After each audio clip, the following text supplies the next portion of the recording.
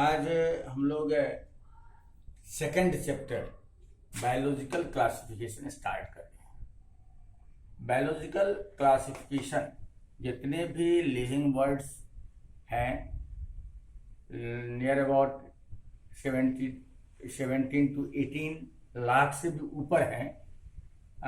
इन सारे ऑर्गेनिज्म को इजी से स्टडी करने के लिए इन्हें क्लासिफिकेशन करना जरूरी रहता है। क्लासिफिकेशन करने से स्टडी करने में इजी होती है, उसका कोरिलेशन करने में इजी होता है और इसीलिए क्लासिफिकेशन बहुत ही जरूरी है। ये बायोलॉजिकल क्लासिफिकेशन एक साइंटिफिक प्रोसीजर है जिसमें जितने भी ऑर्गेनिज्म हैं इन्हें एक अरेंज किया जाता है हायरार्किकल सीरीज में, जिससे उसे ग्रुप या सब ग्रुप में डिवाइड करके, और यह डिवीजन जो होता है क्लासिफिकेशन होता है ऑर्गेनिज्म की सिमिलरिटीज और डिसिमिलरिटीज के आधार पर, और इस तरह से क्लासिफाई किया जाता है। अरस्तु सबसे पहले साइंटिस्ट थे जो साइंटिफिक बेसिस पर क्लासिफिकेशन किए थे। इनका क्लासिफिकेशन का जो बेस था वह था मॉर्फोलॉजिकल कैरेक्टर्स, और मॉर्फोलॉजिकल कैरेक्टर्स पर वे ऐसे प्लांट जो जमीन पर फैला हुआ था, बहुत ही ये मुलायम था, उसे वो हर्ब रखे।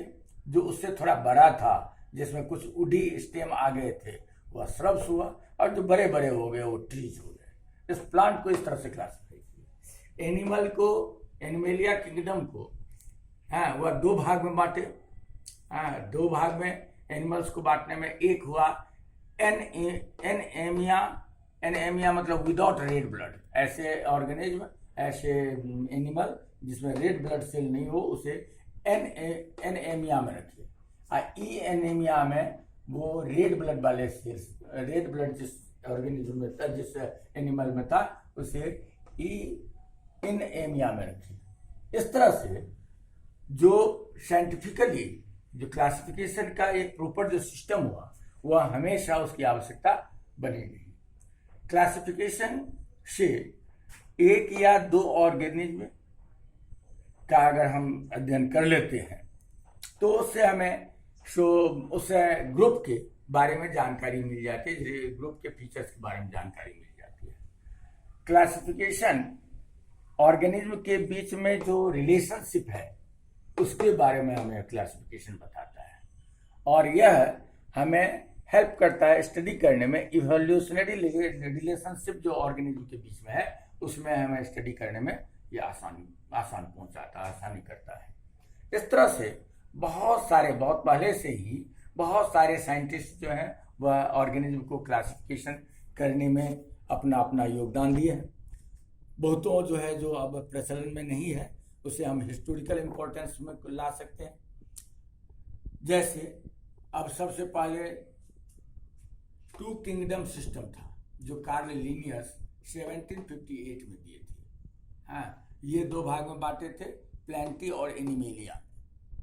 इसके बाद दूसरे scientist three kingdom system Ernest Haeckel जो है वह 1866 में दिए, और यह एक नया किंगडम एस्टेब्लिश किए जिसका नाम प्रोटिस्टा है, और इस तरह से ये प्लेंटी, प्रोटिस्टा और एनिमेलिया किंगडम में बांटे। थर्ड है फोर किंगडम सिस्टम।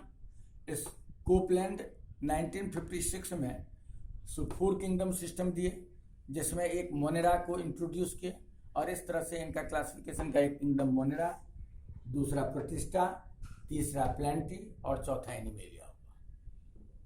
सबसे इंपॉर्टेंट जो क्लासिफिकेशन है फाइव किंगडम सिस्टम, जो RH व्हिटेकर 1969 में दिया गया, ये ज्यादा इंपॉर्टेंट है।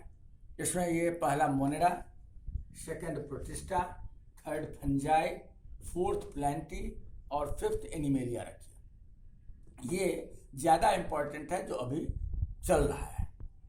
और फिफ्थ जो क्लासिफिकेशन का सिस्टम है वह है सिक्स किंगडम सिस्टम। इस सिक्स किंगडम सिस्टम में ये कार्ल वूज नाम के साइंटिस्ट 1990 में दिए थे, जो प्रोकैरियोट मोनेरा जो है जिसमें बैक्टीरिया आता है, उस बैक्टीरिया को ये दो भाग में बांट देते हैं, और इस तरह से ये पहले थ्री डोमेन सिस्टम दिए।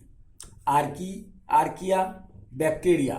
आर्किया में किंगडम आ गया आर्की बैक्टीरिया, और बैक्टीरिया में यू बैक्टीरिया आ गया। तो 2 किंगडम ये हो गया, और यू कैरियोट को 4 किंगडम में ये बांटे, और 4 किंगडम में वही प्रोटिस्टा, फंजाई, प्लेंटी और एनिमेलिया। इस तरह से 6 किंगडम सिस्टम ये हुआ।